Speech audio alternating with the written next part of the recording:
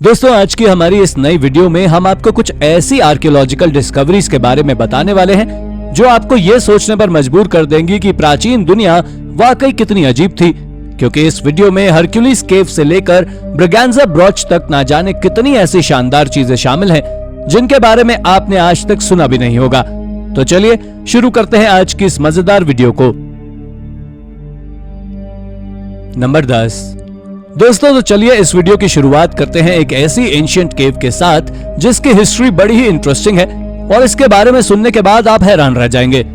इस केव का नाम हरक्यूलिस केव है जो कि ट्रांगियर मोरक्को में मौजूद है। और हैरानी की बात तो यह है कि ये केव अफ्रीका कॉन्टिनेंट के सबसे नॉर्थ वेस्टर्न पॉइंट पर मौजूद है, जो इसे और भी ज्यादा खास बना देती है। दरअसल इस केव के बारे में कई सारे मिथ्स फैले हुए हैं। इन्हीं में से एक मिथ के अनुसार इस केव को हरक्यूलिस के द्वारा बनवाया गया था, जैसा कि इसके नाम से पता चलता है। और कई लेजेंड्स का मानना है कि इस केव का नेटवर्क लगभग 12 मील तक फैला हुआ है, जो कि यहाँ से स्पेन तक जाता है। पर यह बात एक मिथ के अलावा कुछ नहीं है और सच तो यह है कि यह केव पूरी तरह नेचुरल है, जिसे आज से लगभग 2000 साल पहले फिनिशियंस के द्वारा खोजा गया था। नंबर 9। जैसा कि आप सभी जानते हैं कि पोम्पई दुनिया की सबसे ज्यादा फेमस आर्कियोलॉजिकल साइट्स में से एक है, जो कि अपने स्मॉल डिस्कवरीज के लिए जानी जाती है। और यहां से हाल ही में एक मिस्टीरियस डिस्कवरी की गई है जिसको कि द हाउस ऑफ वेटी के नाम से जाना जाता है। यह हाउस साल 79 एडी में एक वॉल्केनिक स्ट्राइक की वजह से पूरी तरह खाली हो गया था, जिसे कि हाल ही में आर्कियोलॉजिस्ट ने डिस्कवर किया है। इस हाउस के बारे में कई सारे ब्यूटीफुल फ्रेस्कोसेस मिले हैं जो कि आज के समय तक बहुत ही अच्छे तरीके से प्रिजर्व्ड हैं और इनसे दुनिया के सबसे ज्यादा सर्वाइविंग आर्टिफैक्ट्स के एग्जाम्पल में से एक माना जा रहा है।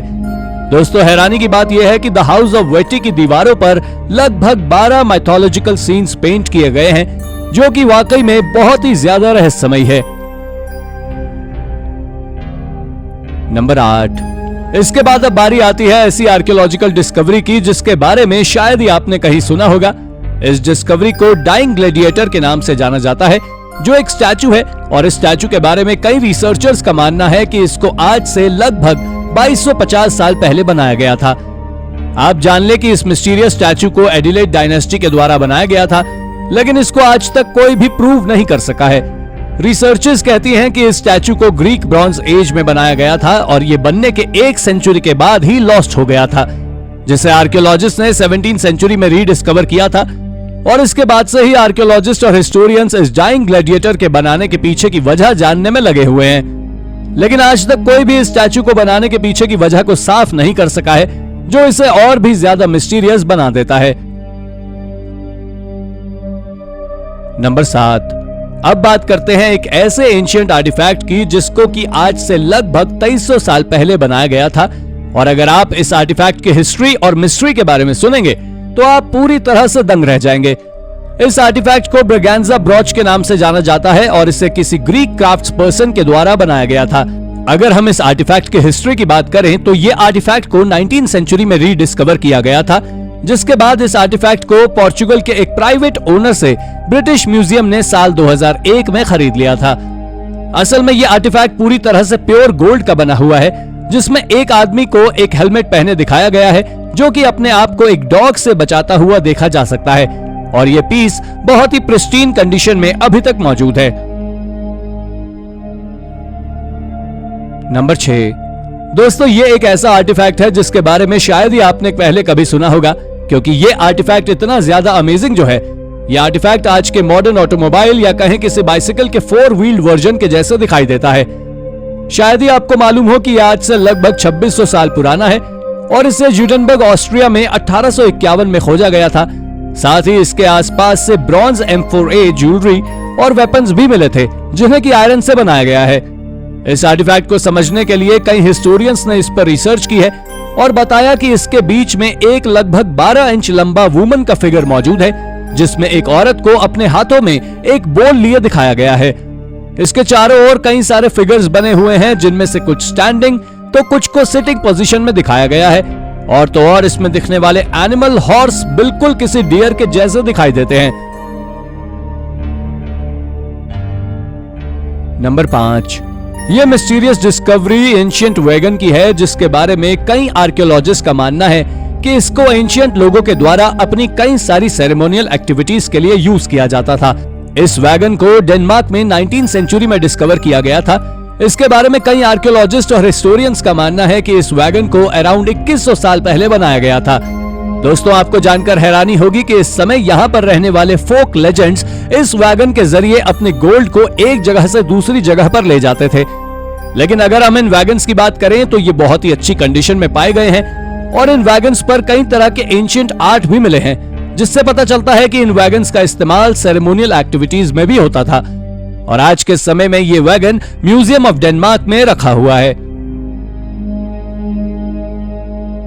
नंबर 4। अब जब डेनमार्क के बारे में बात चल ही रही है तो हम द गोल्डन हॉर्न्स ऑफ गैलियास को कैसे भूल सकते हैं। वेल, इन हॉर्न्स के बारे में जानने के बाद आप जरूर चौंक जाएंगे।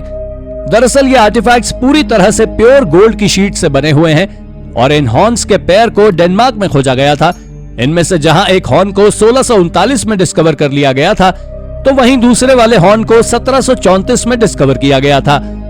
अगर हम आर्कियोलॉजिस्ट की माने तो उनका मानना है कि इस तरह के हॉर्न्स का इस्तेमाल ब्लोइंग हॉर्न के रूप में होता था, तो वहीं कुछ हिस्टोरियंस का इसके बारे में ऐसा मानना है कि इन हॉर्न्स का इस्तेमाल ड्रिंकिंग हॉर्न्स के रूप में होता था। पर अब जो मैं आपको बताने वाला हूं उसे जानकर आप वाकई चौंक जाएंगे। तो आप जान ले कि ये हॉर्न्स चोरी हो गए थे, जिसके बाद से ये आज तक नहीं मिले और फिर इसके बाद इनकी कॉपीज को बनाया गया, लेकिन वो भी 2007 में चोरी हो गई। नंबर 3। दोस्तों, इसके बाद अब हम आपको जिस एंशिएंट टोपोग्राफिक मैप के बारे में बताने वाले हैं वो कुछ अजीबोगरीब सा है। इस मैप के बारे में कहा जाता है कि इसको आज से लगभग 3000 साल पहले बनाया गया था। इस मैप का नाम बेचलिना मैप है, जो कि पूरी दुनिया का सबसे पुराना टोपोग्राफिक मैप माना जाता है। अगर आप भी इस मैप को देखना चाहते हैं तो ये आपको इसके लिए किसी म्यूजियम में नहीं, बल्कि इसे देखने के लिए आपको कैमोनिका वैली में जाना होगा, जो कि इटालियन साइड के एल्प्स में मौजूद है। दोस्तों, इस जगह पर बहुत सारे एंशिएंट पेट्रोग्लिफ्स भी मौजूद हैं, जो कि वाकई में काफी ज्यादा मिस्टीरियस और हैरान कर देने वाले हैं। और इस मैप को किस चीज को दिखाने के लिए बनाया गया था, उसके बारे में आज तक कोई नहीं जान सका है। और कई लोगों का मानना तो ये भी है कि इस मैप में पाथ्स, माउंटेन्स और विलेजेस को भी दिखाया गया है। नंबर 2।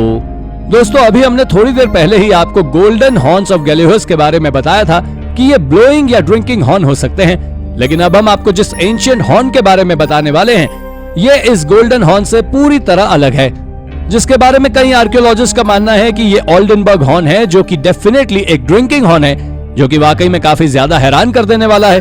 और कहा जाता है कि इस हॉर्न को 15वीं सेंचुरी के दौरान बनाया गया था।